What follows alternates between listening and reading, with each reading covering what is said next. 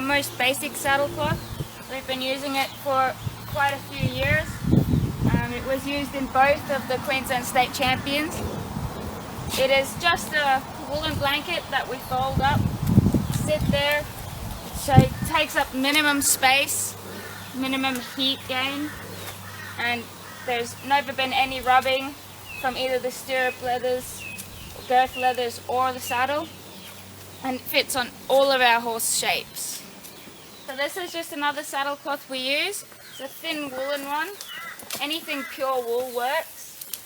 Normal saddle cloth placing, because your saddle is shorter than most other saddles, just pulling it up in there, saddle sits right down on it. Again, absolutely no pressure on the shoulders.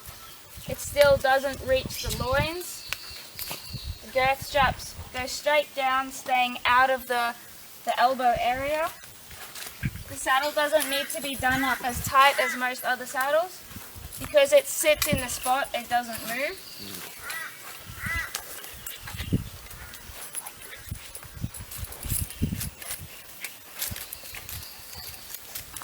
They can lift up a little bit at the back. Once you do the girth up, this is normal. Once you sit down, it sits into the shoulder, sits down on the back, and it will not move from there afterwards. That's the placing for your saddle. Simmer? Now this is one of our new saddle cloths. We usually cut these off, traditionally used to tie the saddle cloth to the saddle to prevent slip outs. We've never had a slip out before. I know some people have, but we've never ever had that issue, even when the girth is relatively loose. Also the buckle placement, definitely not your traditional buckle placement. Not up here, that causes rubbing and friction, and it will chip the paint off your saddle if the buckle is on the paint.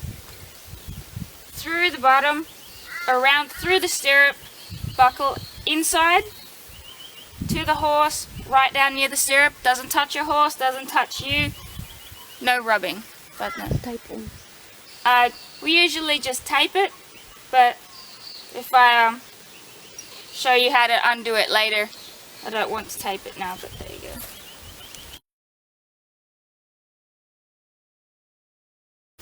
Mamma där. Boy.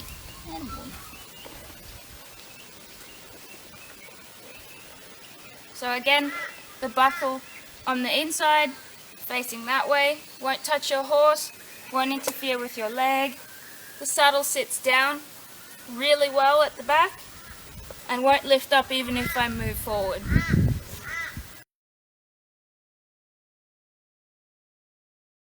Okay. And another problem most people have is getting the actual stirrup leather through the hole without taking the pads off of the saddle. You always have your girth straps, you don't need a knife or anything like that. Stick the girth strap into the hole, keep it nice and tight, shove your stirrup leather and pull and push at the same time. That'll pull it through. I can do it again. So just take your girth strap, put your girth strap in there, nice and tight, and then just push on your stirrup leather. It'll pop straight out. Pull it through. Oh, there you go. Then Indy, really? Then you put it through your stirrup, and then buckle it up. Do it up.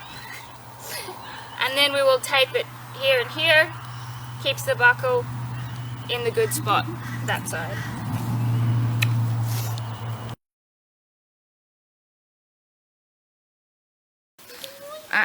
Some more on the adjusting of your pads. The Velcro that we use is very high quality. We do find sometimes the Velcro bond with the hook and loop is stronger than the adhesive.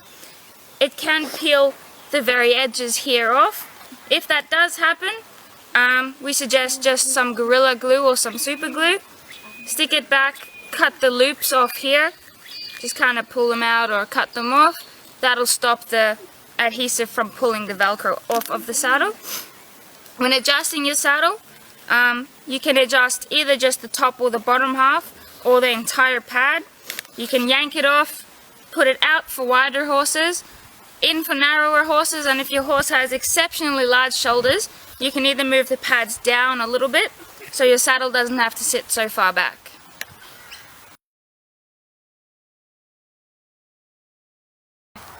These are actually $3 tights I bought off eBay. They are a cotton neoprene mix.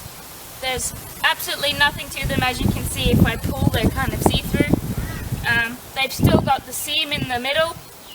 Definitely not riding tights, but never had an issue with them ever.